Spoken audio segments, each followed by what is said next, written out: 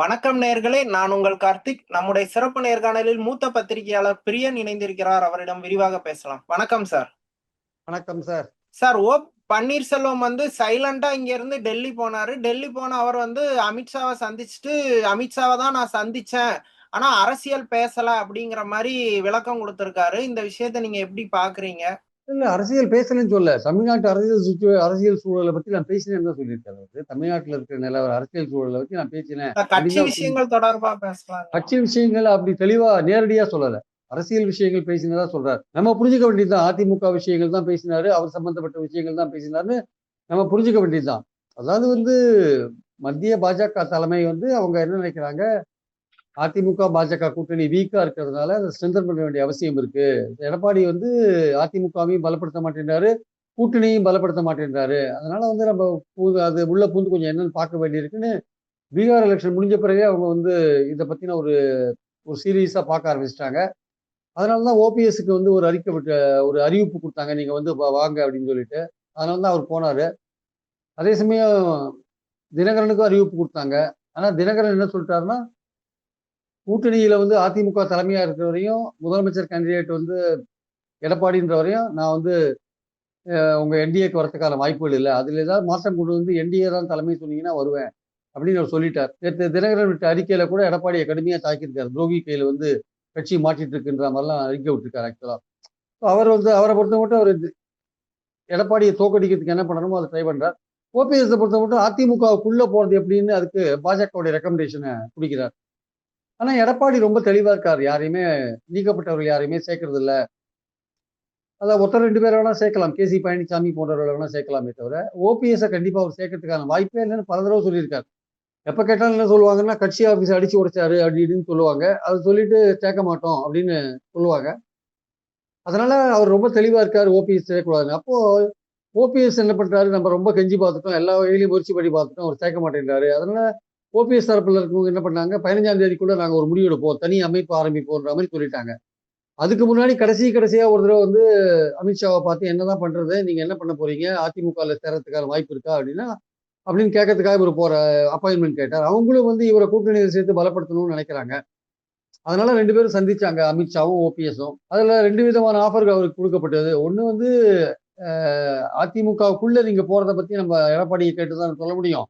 ஆனா எடப்பாடி ரொம்ப பிடிவாதமா இருக்காரு, உங்களை சேர்க்கறதில்ல, சேர்க்க வேண்டான்றதுல ரொம்ப பிடிவாதமா இருக்காரு. அதனால நீங்க ஒரு கட்சி ஆரம்பிச்சீங்கன்னா என்டிஏ கூட்டணியில வாங்க அப்படின்ற மாதிரி சொன்னாங்க. அதுக்கு இவர் சொன்னாரு, இல்ல இல்ல, நான் அதுக்காக இவ்வளவு நாள் நான் வெயிட் பண்ணேன், இவ்வளவு நாள் வெயிட் பண்ணேன்.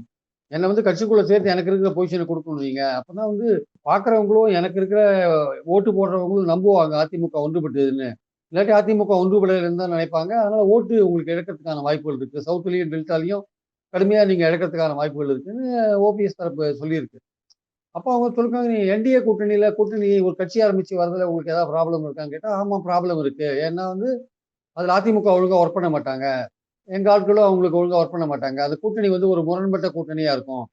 அதனால அது வேண்டாம், அதுல நான் ஒத்துக்க மாட்டேன், எனக்கு அதிமுக உள்ள இடம் வாங்கி கொடுங்க அப்படின்ற மாதிரி அவர் சொல்றாரு.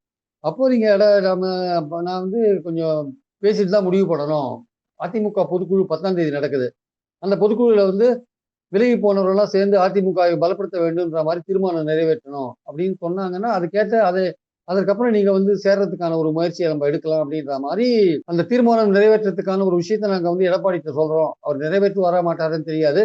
அதனால நீங்க வெயிட் பண்ணுங்க அப்படின்னு இருக்காங்க. அதுக்கு நடுவில் இவர் என்ன பண்ணிருக்காரு, எலெக்ஷன் கமிஷன் மூலமா ஒரு 3 பேர் கட்சி ஆரம்பிக்கிறதுக்கான 3 பேரை சஜஸ்ட் பண்ணியிருக்காரு. அதாவது தொண்டர்கள் உரிமை மீட்பு கழகம், அப்புறம் எம்ஜிஆர் அம்மா திராவிட கழகம் அப்படின்லாம் சம்திங் பண்ணியிருக்காரு.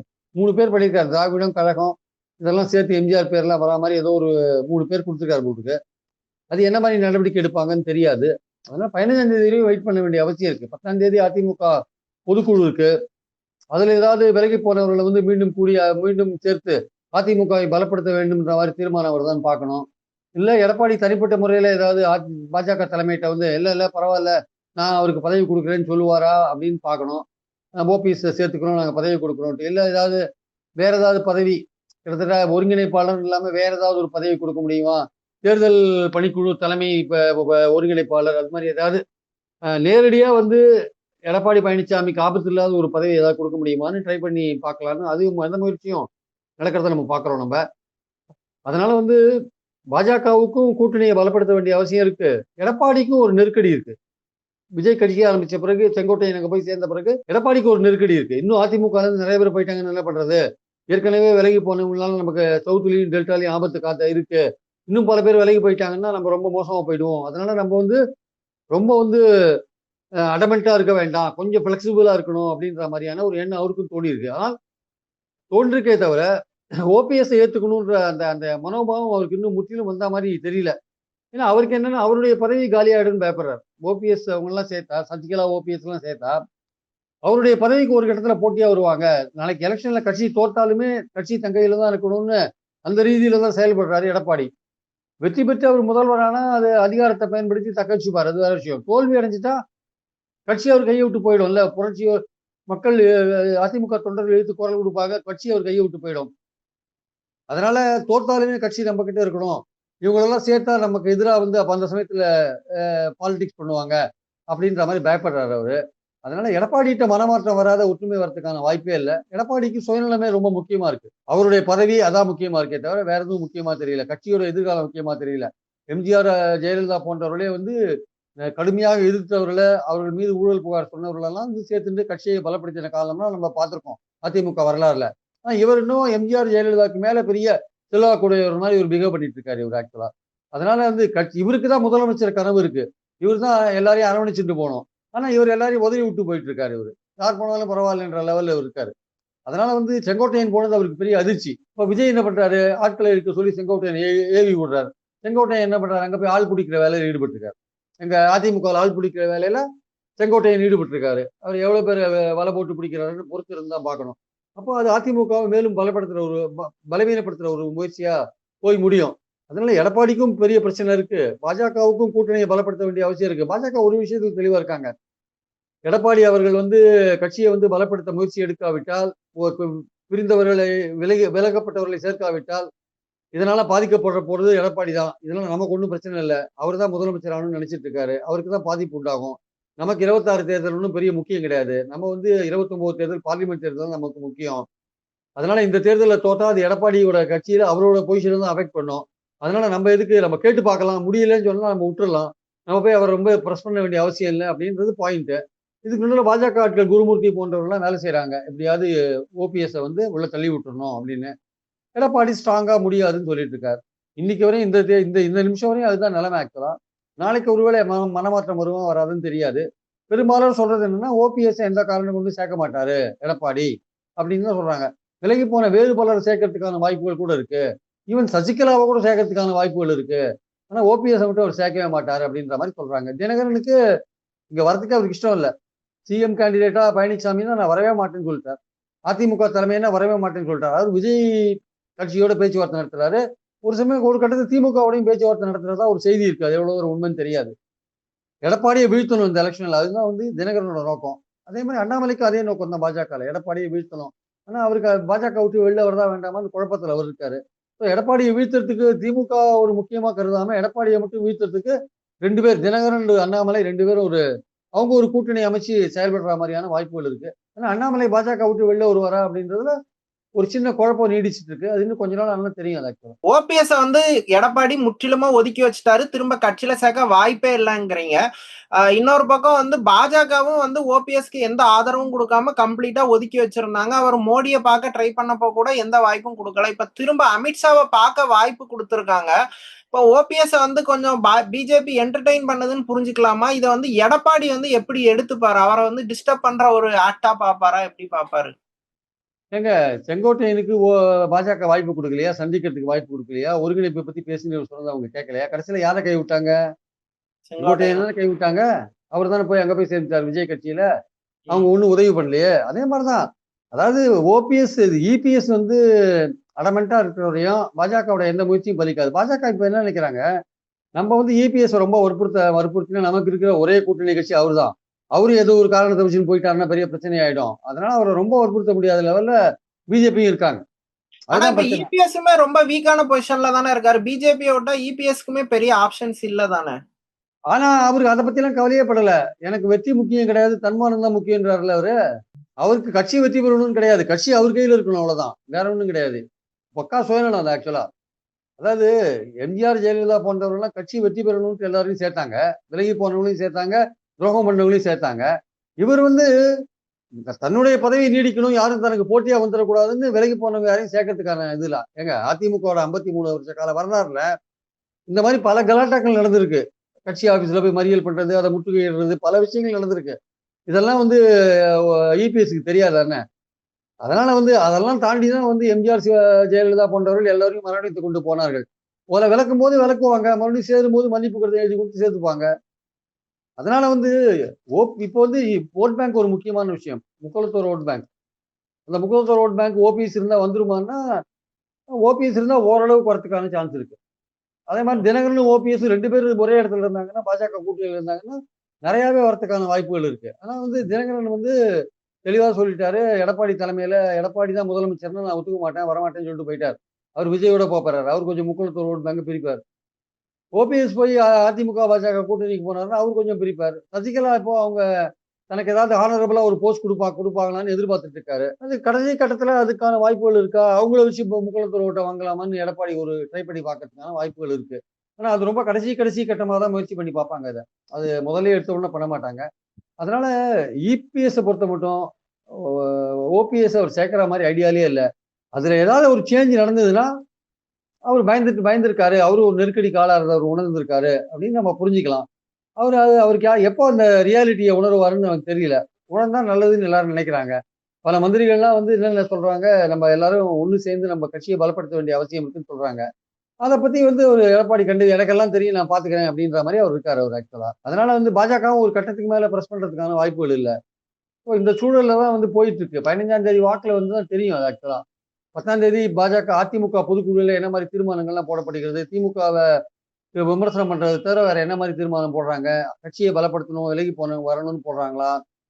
இல்ல வந்து பாஜக வந்து எடப்பாடிட்ட பேசி கீசி ஒரு முடிவு எடுத்துருக்காங்களா? அதாவது அவர வந்து பிரஷர் பண்ணி ஓபிஎஸ்க்கான வாய்ப்ப குடுக்குறாங்களா? இல்ல நீங்க என்டிஏ கூட்டணியிலே சேருங்க. அதிமுகக்குள்ள வேண்டான்னு ஓபிஎஸ்க்கு அட்வைஸ் பண்றாங்களா? இதெல்லாம் இனிமே தான் பொறுத்திருந்து தான் பார்க்கணும். மொத்தத்துல வந்து அடுத்த ஒரு 2 வாரத்துல வந்து இதுக்கு இது சம்மந்தப்பட்ட ஒரு முடிவு வரதுக்கான வாய்ப்பு இருக்கு. அப்படியே வந்து என்டிஏ கூட்டணின்னா வந்து ஓபிஎஸ் வந்து அதுக்கு இஷ்டப்படல. அது தேவையில்லன்ற மாரி இருக்கிறதா சொல்றாங்க. அப்படியெல்லாம் இல்ல இப்போ போனாங்கன்னா என்டிஏ கூட்டணினா ஓபிஎஸ் தேவையில்லன்னு நினைக்கிறதா சொல்றீங்க. அவர் அந்த அளவு டிமாண்டிங் பொசிஷன்ல இருக்கிறாரா? அவரால டிமாண்ட் பண்ணி வந்து ஏடிஎம்கேல ஒரு நல்ல பொசிஷன வாங்கிற முடியுமா என்ன? இப்போ லாஸ்ட் டைம்னா அவருக்கு வந்து ஆட்சி 11 எம்எல்ஏ இவர் பக்கம் இருந்தாங்க. வேற வழி இல்ல. எடப்பாடிக்கு ஆட்சிய தக்க வைக்க ஓபிஎஸ்ஸ சேர்க்க வேண்டிய ஒரு கம்பல்ஷன் இருந்தது. இப்போ அப்படியான கம்பல்ஷன் இல்லல்ல. அவர் எப்படி டிமாண்ட் பண்ணி தன்னை பிட்ச் பண்ணிக்க முடியும்? இதுல டிமாண்ட் பிரச்சனை இல்ல சார். பிரச்சனை வந்து ஓபிஎஸ் என்பவர் மீண்டும் கட்சியில் இணைந்தால் மக்களுடைய பார்வையில அதிமுக ஒன்றுபடுதுன்ற ஒரு எண்ணம் வருதுல்ல. அது அந்த கட்சிக்கு இன்னும் ஒரு குட்வில்ல வளர்க்கும். இன்னும் ஓட் பேங்க்ல கொஞ்சம் ஹைப் கொடுக்கும் ஆக்சுவலா. இது வந்து ஓபிஎஸ்ஸுக்கான செல்வாக்கு பத்தின விஷயம் இல்ல.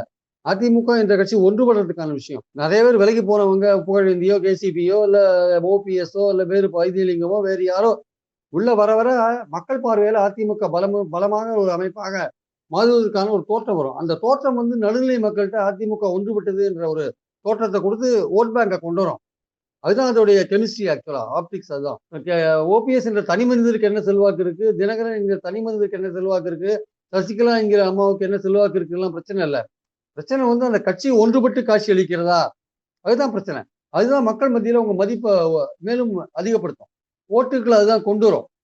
அதிமுக ஒன்றுபட்டுருச்சு, அது வலிமையாயிடுச்சு அப்படின்ற எண்ணத்தை கொண்டு வரும். அவருக்கு என்ன ஓட்டு இருக்கு, இவருக்கு என்ன ஓட்டு இருக்கு, நீங்க எல்லாரும் கழிச்சு விட்டீங்கன்னா அப்பப்ப அதிமுக எல்லாம் விலகி போயிட்டு இருக்காங்க, விலக்கப்படுறாங்க, அதுவே பலவீனமா இருக்கு அப்படின்ற எண்ணம் தான் வரும். இது வந்து ஆப்டிக்ஸ், இது பெர்செப்ஷன் ரேஞ்சில் பார்க்கணும் இதை. அந்த வகையில பார்த்தா தான் உங்களுக்கு இதோட சீரியஸ்னஸ் புரியும். ஓபிஎஸ் தனி மனிதரா பார்த்தோன்னா புரியாது. ஓபிஎஸ் இல்லாத நீங்க போன பார்லிமெண்ட் எலெக்ஷனை சந்திச்சீங்களே, என்னாச்சு உங்களுக்கு? ஓபிஎஸ் தினகரன் இருந்தார் பாஜக, அப்படின்னு என்னாச்சு? 7 தொகுதியில டெபாசிட் இழந்தீங்க. தனியா சந்திச்சதுல அதிமுக. 13 தொகுதியில 3வதா வந்தீங்க. ஒரு தொகுதியில 4வதா வந்தீங்க. ஏன் இது மாதிரி ஓபிஎஸ்க்கும் தினகரனுக்கு பின்னாடி ஏன் ஓட்டு வாங்கினீங்க? ரெட்டலை ஏன் அப்படி போச்சு? சொல்லுங்க. இன்னைக்கு முக்குளத்தூர் ஓட் பேங்க் வந்து எல்லாமே வந்து ஓபிஎஸ் தினகரன் இருந்தா வரும்னு நான் சொல்லல. ஆனா முக்குளத்தூர் ஓட் பேங்க் ரொம்ப முக்கியம். ஒரு 30 தொகுதிகள்ல அவங்க டிசைட் பண்ற அளவுல தினகரன், ஓபிஎஸ் இருக்காங்கன்றது என்னுடைய கருத்து. அந்த முக்குளத்தூர் ஓட் பேங்க் இருக்குன்றது என்னுடைய கருத்து. மொத்தம் டெல்டாலையும் சவுத்துல இருக்கிற 10 மாவட்டங்கள், டெல்டால ஒரு 4 மாவட்டங்கள், 14 மாவட்டங்கள்ல 74 தொகுதி இருக்கு. 74 தொகுதியில 30 தொகுதியில முக்குளத்தோர் டிசைட் பண்றாங்க. மீதி இருக்கிற 44 தொகுதியில வந்து அவங்க ஓட்டு போட்டா வின் பண்றதுக்கான வாய்ப்புகள் இல்லை, அவங்க கணிசமா அவங்க ஆதரவு இருந்தால் வெற்றி பெறத்துக்கான வாய்ப்புகள் இருக்கு. ஒரு சைசபிள் நம்பர்ஸ்ல அவங்க இருக்காங்க. இதெல்லாம் வந்து தெரியாதா? போன வாட்டி டெல்டால 21ல பாஜக அதிமுக 2 பேரும் ஒன்னா தான் இருந்தாங்க. டெல்டால என்னாச்சு? 22 தொகுதி இருக்கு 4 மாவட்டங்கள்ல. நாகப்பட்டினம், புதுக்கோட்டை, தஞ்சாவூர், திருவாரூர்ல 22 தொகுதிகள்ல வின் பண்ணது எத்தனை தொகுதி தெரியுமா? 4 தொகுதி. யார் வின் பண்ணாங்க? ஓஎஸ் மணியன், காமராஜ் அமைச்சர், முன்னாள் அமைச்சர் காமராஜ், முன்னாள் அமைச்சர் விஜயபாஸ்கர், அப்புறம் வைத்தியலிங்கம். அப்ப வைத்தியலிங்கம் ஓபிஎஸ் சைடு போயிட்டார். ஸ்டார் கேண்டிடேட் மட்டும் தான் வின் பண்ணியிருக்காங்க. ஆமா, அவங்க தான் வின் பண்ண, அவங்க தான் பணம் செலவழிக்க முடியும், அவங்க தான் வின் பண்ணாங்க. அது பணம் மட்டுமே செலவழிச்சா போறாது, ஆதரவு வேணும்ல. எதுக்கு சொல்ல வரேன்னா 22 தொகுதியில அந்த 4 ஸ்டார் கேண்டிடேட் தான் வின் பண்ணியிருக்காங்க. அப்போ உங்களோட செல்வாக்கு என்ன ஆக்சுவலா டெல்டால? அதே சவுத்துல எடுத்துக்கோங்களேன், 58 தொகுதி இருக்கு. 6 தொகுதி கன்னியாகுமரி டிஸ்ட்ரிக்ட் விட்டுருங்க, அங்க முக்குளத்தூர் கிடையாது. மீதி இருக்கிற 52 தொகுதிகள்ல லாஸ்ட் டைம் ஏடிஎம்கே வின் பண்ணது எவ்வளவு தொகுதி தெரியுமா? 15 தொகுதி. 15 தொகுதி சார். திமுக வந்து ஜெயலலிதா காலத்திலேயே வந்து திமுக முக்குளத்தூர் அந்த ஓட் பேங்க் அந்த சவுத்துல எல்லாம் வந்து அவங்க ப்ரூவ் பண்ணியிருக்காங்க. எப்படின்னா 2016 தேர்தலில் மொத்தம் இருக்கிற 58 இடத்துல அதிமுக கூட்டணி ஜெயலலிதா இருக்கும்போது 2016 33 இடங்கள் வாங்கினாங்க. திமுக கூட்டணி 25 இடங்கள் வாங்கிச்சு சார். 8 இடங்கள் தான் அதிமுக அதிகமா வாங்கிட்டு. அதனால திமுக ஏற்கனவே அங்க பலமா தான் இருக்கு. அங்க முக்குளத்தூர் என்ன பண்றாங்க? எடப்பாடி அவங்களுக்கு பிடிக்கல. 10.5ல வந்து அவங்க வஞ்சிக்கப்பட்டதா நினைக்கிறாங்க. அது மட்டும் இல்ல, அவங்க ஆட்கள் எல்லாம் வந்து எடப்பாடி தள்ளி விட்டுட்டு ஒரு வட்டார கட்சியை அதிமுக மாற்றதான் நினைக்கிறாங்க. அதனால அவங்க என்ன பண்றாங்க? எலெக்ஷன் சமயத்துல என்ன பண்றாங்க? 19லயும் 21லயும் ஓரளவுக்கு தினகரனுக்கு ஓட்டு போட்டாங்க. 19ல நல்லாவே ஓட்டு போட்டாங்க. 21ல 20 தொகுதிகளில் அதிமுகவோட ஸ்பாயில் பண்ற அளவுக்கு ஓட்டு போட்டாங்க. அப்ப அவங்க என்ன நினைக்கிறாங்க? யார் வின் பண்றாங்களோ எடப்பாடிக்கு எதிராக அவங்களுக்கு ஓட்டு போடணும்னு நினைக்கும் போது திமுகவுக்கு ஓட்டு போடுறாங்க. அதுதான் பிரச்சனைங்க. அதுதான் உண்மை ஆக்சுவலா. அதனால வந்து ஏதோ தினகரன் அண்ட் ஓபிஎஸ் தனியா இருந்தாங்க அப்படின்னா அது வந்து ஒரு முக்குளத்தோர் மத்தியில வந்து அதிமுக வின் பண்ணாது, இவங்க தனியா இருக்காங்கன்ற எண்ணத்தை உண்டாக்கும். அதாவது தினகரனும் ஓபிஎஸும் வந்து அதிமுக அந்த என்டிஏ கூட்டணிக்குள்ள இல்லாட்டி அவங்க என்ன பண்ணுவாங்க? சரி இவங்க கூட்டணி வின் பண்ணாதுன்னு திமுக தான் ஓட்டு போடுவாங்க. அவங்க 2 பேரும் உள்ள இருந்தாங்கன்னா சரி அதிமுக கூட்டணி பலமா இருக்கு, அதிமுக ஒன்னா இருக்கு அப்படின்னு நினைச்சு அவங்க சரி இவங்க எல்லாம் இருக்காங்களேன்னு ஓட்டு போடுறதுக்கான வாய்ப்பு இருக்கு. அதனால வந்து ஏதோ தினகரனும் ஓபிஎஸும் ஒண்ணும் இல்லைன்னு நினைச்சுன்னு இவர் இருந்தாருன்னா அது ரொம்ப பழைய பழைய புள்ளி விவரம்லாம் உங்களுக்கு எதுக்கு சொன்னேன்னா திமுக ஏற்கனவே பலமா இருக்கு. அப்ப இவங்கெல்லாம் இல்லாத போது தினகரன் ஓபிஎஸ் எல்லாம் அதிமுக பாஜக இல்லாத போது அவங்க பார்வை முக்குளத்தோர் பார்வை என்னவா இருக்குன்னா சரி எடப்பாடியை தோக்கடிக்கிறது திமுக தான் கரெக்ட்னு அங்க ஓட்டு போடுவாங்க. ஏன்னா 2016லயே நல்ல இடங்களை வாங்கியிருக்காங்க திமுக. அந்த பாயிண்ட்ல இருக்கும்போது இவங்க சேர்ந்தாங்கன்னா அதிமுக கூட்டணி வெற்றி பெறும்னு ஒரு நம்பிக்கை வரும். அதுதான் அங்க முக்கியமான விஷயம். அந்த ஆப்டிக்ஸ் இருக்குல்ல, அந்த பெர்செப்ஷனை வந்து உருவாக்கணும். இதுல வந்து இவருக்கு பின்னாடி எவ்வளவு பேர் இருக்காங்க, அவருக்கு பின்னாடி எவ்வளவு பேர் இருக்காங்கன்றது முக்கியம் இல்ல. இவங்க சேர்ந்தா நம்ம ஓட் பேங்க் உயரும் அப்படின்ற ஒரு நம்பிக்கை இருக்கு, ஒரு எண்ணம் இருக்கு ஆக்சுவலா. அதை உருவாக்கணும் ஆக்சுவலா. அதுதான் வந்து எடப்பாடியோட வேலை. இந்த கெமிஸ்ட்ரியை புரிஞ்சுக்காம எடப்பாடி என்ன நினைக்கிறாரு? பாஜகவுக்கு ஓரளவுக்கு செல்வாக்கு, தெற்கு பகுதியில பாஜகவுக்கு ஓரளவுக்கு செல்வாக்கு வந்திருக்கு. அவங்க இன்னும் செல்வாக்கு இம்ப்ரூவ் பண்றதுக்கான வாய்ப்புகள் இருக்கு. ஏன்னா தேவேந்திர குல வேளாளர் போன்றவர்கள் போடுறாங்க. இப்ப முக்குளத்தோர் ஓட் பேங்க்லயும் கொஞ்சம் உங்களுக்கு போறது ஆக்சுவலா. அதிமுக இருக்கிற ஓட் பேங்க் எல்லாம் பாஜகவுக்கு மாறிடுச்சு. அதிமுகவுக்கு போட்ட முக்குளத்தோர்லாம் அப்படியே பாஜகவுக்கு ஷிஃப்ட் ஆறாங்க. ஆனா திமுக வாங்கி இந்த முக்குளத்தோர் ஓட்டு அப்படியே இருக்கு. ஆனா வின் பண்ற சூழல், யாரு வின் பண்ணுவாங்கன்னு ஒரு சூழல் வரும்போது பல பேர் எடப்பாடிக்கு பாடம் கற்பிக்கணும்னு திமுக அணிக்கு போறதுக்கான வாய்ப்பு இருக்கு. அப்ப அந்த நிறைய அவாய்ட் பண்ண வேண்டிய அவசியம் வந்து இருக்கு. அதுதான் வந்து ஓபிஎஸ்சியும் தினகரனையும் உள்ள சேர்க்கணும். அதாவது எடப்பாடி அந்த உண்மையை புரிஞ்சுட்டு சேர்ப்பாருன்றதை பொறுத்து இருந்தான் பார்க்கணும். ஒருவேளை இப்ப எடப்பாடியோ இல்ல என்டிஏ அலையன்ஸ்லயோ ஓபிஎஸ் ஆல வர முடியலன்னா அவருக்கு வேற என்ன ஆப்ஷன் இருக்கு? ஒண்ணு டிஎம்கே ஆர் டிவிகே தான். ரெண்டுமே அவருக்கு ஒரு அன்கம்ஃபர்டபுளான பிளேஸ் தான். நீங்க எப்படி பாக்குறீங்க? நீங்க சொல்றீங்க துரோகியை முறியடிக்கிறதுக்கு எதிரியோட கூட சேருவோம்னு ஓபிஎஸ் தரப்பு ஆட்கள்லாம் பேசுறாங்க. அதுக்கு என்ன சொல்றீங்க? நாங்க வந்து துரோகியை வீழ்த்தணும் சார், நாங்க எதிரியோட கூட கரம் பிடிப்போம் சார், துரோகியை தான் முதல்ல வீழ்த்தணும் அப்படின்றாங்க. துரோகி எடப்பாடியை வீழ்த்தணும், அப்ப எதிரியான திமுகவோட கூட சேருவோன்றதான் அவங்க பாயிண்ட். அந்த ஓபிஎஸ்க்கு வேண்டியவங்க வெளிப்படையா தொலைக்காட்சி நிகழ்ச்சிகள்லயே சொல்றாங்களே. அப்போ அவங்க வந்து ஒரு முடிவு எடுத்து தான் இருக்கு. அவங்க என்ன சொல்றாங்க? வீரப்பன் போன்றவர்கள்லாம் திமுகவோட சேர்ந்து வேலை செய்யலையா? எத்தனையோ பேர் வேலை செஞ்சிருக்காங்க. இப்ப திமுகல எத்தனை அதிமுக மந்திரிகள் இருக்காங்க. அதனால வந்து சப்போஸ் ஓபிஎஸ் அங்க சேர்ந்தாருன்னா நாளைக்கு ஏதோ தொகுதியில வின் பண்ணாருன்னா திமுக ஆட்சிக்கு வந்ததுன்னா அவர் மந்திரி ஆச்சு. அவரு ஓபிஎஸ் மந்திரி சார். அவரு திமுக வின் பண்ணிடுச்சுன்னா ஓபிஎஸ் வின் பண்ணிட்டாருன்னா ஏதோ ஒரு இடத்துல அசம்பிளி கான்ஸ்டியூன்சில திமுக வந்துருச்சுன்னா ஓபிஎஸ் மந்திரியா வரல, மந்திரியாகிறதுக்கு வாய்ப்பு இருக்குல்ல. அப்ப அந்த ஒரு வாய்ப்பும் அவர் எண்ணி பார்ப்பார்ல, யோசிப்பார்ல. எல்லாரும் அரசியல்வாதிக்கு என்ன அல்டிமேட்டா கடைசியில பதவி தானே குறியா இருக்கு. கொள்கை கொஞ்சம் ஓரளவுக்கு இருக்கும், பதவி தானே அல்டிமேட்டா இருக்கு. எடப்பாடி தன்னோட கட்சி பதவி தானே காப்பாற்றணும்னு நினைக்கிறாரு. அதனால எல்லாருக்கும் ஒரு வாய்ப்பு இருக்கு. விஜய்க்கு தான் போகணுன்ற அவசியம் கிடையாது. தினகரனும் திமுக கூட பேசின்னு தான் இருக்காரு. விஜய் கூடயும் பேசின்னு தான் இருக்காரு. எது பெட்டர் ஆஃபரோ அங்க போவார் அவரு. இங்க ஒருவேளை பாஜக தரப்புல இல்லைங்க நாங்க என்டிஏ ஆட்சின்னு தான் சொல்ல போறோம், எடப்பாடியை வந்து சிஎம்மா சொல்ல போறது இல்ல அப்படின்னு சொன்னாங்கன்னா மீண்டும் இங்க வரதுக்கான இதை கன்சிடர் பண்ணுவார். எல்லாமே கொஞ்ச நாள் ஆகும் இதெல்லாம் முடிவெடுக்கிறது. Okay sir. தமிழ்நாடு அரசியல் குறித்து பல விஷயங்களை ரொம்ப விரிவா பேசுனீங்க. ரொம்ப நன்றி. தேங்க்யூ.